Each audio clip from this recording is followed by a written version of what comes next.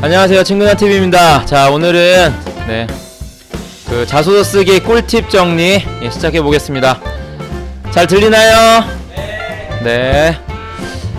이 직전에 1시간 반 동안 떠들어가지고 지금 목이 좀 안 좋은 상태인데, 그럼에도 불구하고 지금 요 앞에서 글 쓰고 있는 친구들이 있어서 직접적인 도움을 좀 주려고 합니다. 기본적인 글의 소재를 찾는 과정은 그 스케치북 작업했던 것들을 우선 참고하시고요. 그 다음에 무엇을 쓸지에 대한 글감에 대한 내용들은 거기 다 있습니다. 지금부터는 여기 실제로 글을 쓰면서 여러분들이 저한테 했던 질문들, 그 다음에 좀 구체적으로 쓰기에 좀 도움이 되는 것들을 좀 정리해 보려고 해요. 첫 번째, 이제 글을 쓰기 시작하면서 제일 먼저 부딪히는 문제죠. 어떻게 시작할까요? 시작이 반이라는 얘기는 그 글쓰기에서 정말 중요한 말이에요. 그래서 시작하는 게 너무 어려워요. 글쓰기 시작은 너무 어렵고, 또 좋은 시작을 하려다가 아예 시작도 못하는 경우가 너무 많아요. 그러니까 시작했다고 생각하고 중간부터 글을 쓰는 게 훨씬 쉽습니다. 그래서 써 내려가다 보면 나중에 이런 시작으로 시작하면 좋겠다라는 거 나중에 생각하면 시작 쓰기가 아예 처음부터 시작이라고 생각하고 쓰는 것보다 훨씬 편합니다. 그러니까 어떤 질문에서든지 글쓰기 시작을 할 때 처음에 시작이 잘 생각나지 않으면 시작했다고 생각하고 바로 중간부터 들어가시면 되겠습니다. 그렇게 하시고, 그 다음에 그 글을 쓸 때 특히 이 자기소개서는 핵심이 자기잖아요. 자기소개서잖아요. 그러니까 주변에 대한 긴 상황 설명을 최소화하세요. 읽다 보면 이렇게 됐고 저렇게 됐고 그래서 이렇게 됐고 뭐 이렇게 주변 상황 설명을 너무 많이 하는 사람들이 많아요. 그러니까 글 읽는 사람이 궁금한 거를 바로 좀 알려줘야 돼요. 그래서 사람들이 물어보는 거예요. 그래, 그런 상황인지 알겠는데 그런 상황에서 너의 생각이 뭐야? 그래, 그런 상황에서 넌 어떤 변화가 있었는데 그런 상황에서 넌 행동을 어떻게 했는데, 이런 걸 물어보는 거거든요. 그러니까 그 주변 상황 설명을 너무 많이 하지 마시고, 그래서 나는 어떤지를 바로 좀 들어갔으면 좋겠어요. 나 소개서, 자기 소개하는 거예요. 알았죠? 그 다음에 알았나요? 네. 그 다음에 힘 있는 글쓰기를 할 때 정말 중요한 것 중에 하나가 뭐냐면 두 갈씩이에요. 두 갈씩. 국어 시간에 배웠겠지만 쓰고자 하는 핵심을 맨 처음에 쓰는 거예요. 맨 처음에. 그래서 하고자 하는 말을 그냥 바로 앞에 써버리는 거예요. 그래서 그 내 생각을 읽는 사람이 그 생각을 읽느라고 오랜 인내심을 필요로 하게 만들면 안 돼요. 그러니까 한마디로 말해서 다 읽고 나서 얘가 이런 생각이 있었구나 이렇게 깨닫게 하면 잘못된 글이에요. 잘못된 글. 잘못된 글이라기보다 자기소개에 있어서는 너무 힘든 글이에요. 읽는 사람을 배려하지 않은 거예요. 그러니까 저는 이렇게 생각합니다. 제가 이번 요 행동에서는 이것을 배웠습니다. 저는 요런 활동을 통해서 이렇게 그 변화가 생겼습니다. 맨 앞에 쓰세요. 맨 앞에.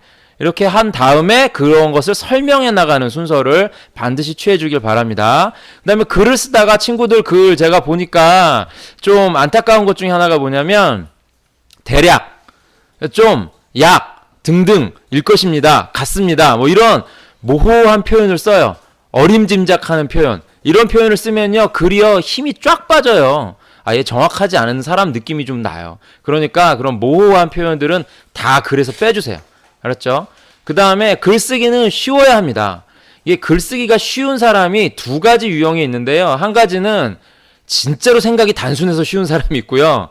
한 가지는 그 분야에 대해서 정말 많이 생각하고 고려해서 글이 쉬운 사람이 있어요.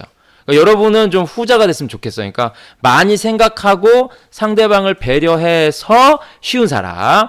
근데 글을 읽다 보면 글이 정말 어려운 사람들이 있거든요. 이런 사람들을 제가 한번 생각을 해봤더니 한 5가지 정도가 있어요. 글이 어려운 사람의 특징. 첫 번째, 자기도 모르는 말을 쓰는 거예요. 자기 글을 자기가 몰라요. 그 내용도 모르는 거예요. 그러니까 어려워지는 거예요. 모르니까. 두 번째, 독자를 전혀 고려하지 않은 사람. 그 글을 읽는 사람을 전혀 고려하지 않는 사람이에요. 세 번째, 아는 척하고 싶은 사람. 이거 티나요. 이러면 모르는데 아는 척하는 티가 납니다. 네 번째, 이게 상대방에 대한 생각이 없는 거예요. 상대방에 대한 생각이 없는 거. 다섯 번째, 어휘력이 부족해요. 어휘력이 부족해서 그 말을 포함하는 핵심적인 단어를 못 넣는 거예요. 거기다. 그러니까 이런 사람들의 글은 어려워지니까 어려운 글은 좋지 않은 글입니다. 5번째 뭐라고요? 쉽게 써라, 쉽게 써라.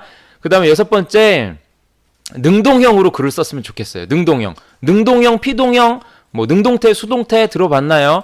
예, 국어나 영어 시간에 했을 텐데 수동태가 이런 거예요. 뭐뭐뭐 되었습니다. 이렇게 되어졌습니다. 다 내가 뭔가 일을 당한 거잖아요. 이런 식의 글은 되게 힘이 빠져요. 글이 뭐뭐뭐 했습니다. 뭐뭐뭐 하기로 했습니다. 뭐뭐뭐 제가 이렇게 생각했습니다. 이렇게 하면 전부 능동형인 거예요, 이게. 그래서 다 자기가 주체가 될 수 있거든요. 그리고 글이 힘이 있어요. 피동형, 뭐뭐뭐 되어지는 형태는 대부분 글이 힘이 없습니다. 알았죠? 이런 건 대부분 글을 바꾸세요. 그 다음에 7번째가 뭐가 있냐면, 글을 읽어보면, 그리고, 그러나, 그렇지만, 그럼에도 불구하고, 뭐 이런 접속사라고 하는 것들을 쓸 수 있어요. 쓸 수 있는데, 이런 것들이 꼭 써야 되는지 몇 번 생각을 하셔야 돼요. 굳이 안 넣어도 되는데, 웬만하면 뺐으면 좋겠어요. 이런 것들을 자꾸 넣으면 글이 넘어갈 때마다 힘이 쪽쪽 빠집니다. 그러니까 이런 글들을 최소한 빼세요. 알았죠? 이런 걸 접속사들을 빼세요.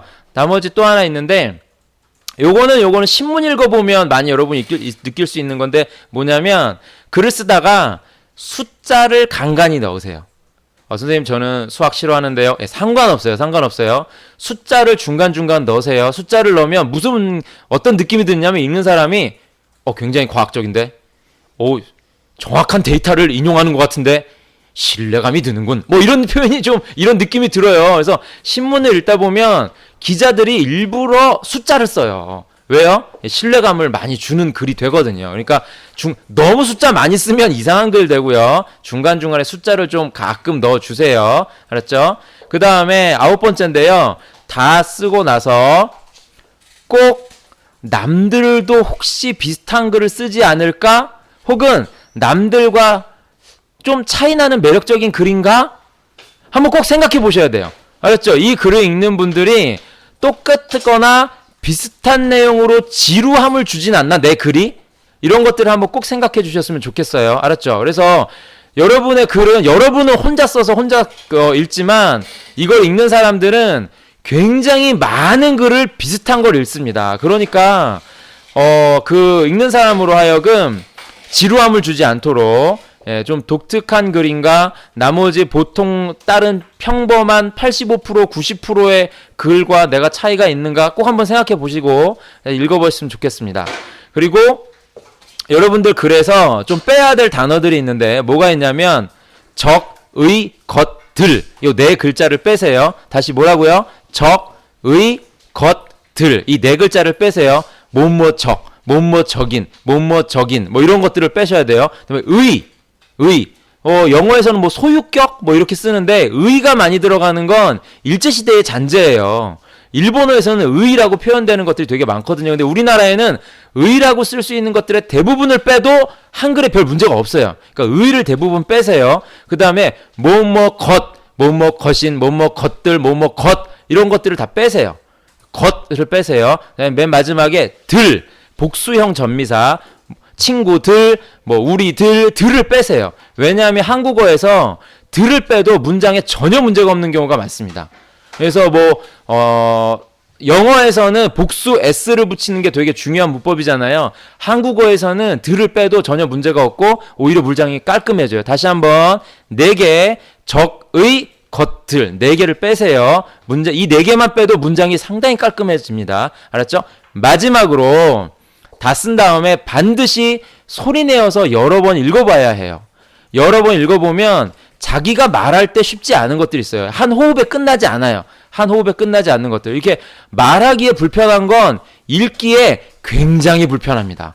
말하기에도 불편한데 읽기에는 얼마나 불편하겠습니까? 그러니까 짧게 끊어 쓰시고 말하기에 한 호흡으로 읽을 수 있는 글로 꼭 쓰셨으면 좋겠습니다. 네, 여기까지 자소서를 쓰는 많은 친구들에게 조금이라도 좀 보탬이 될 수 있었으면 좋겠어서 말을 하니까요.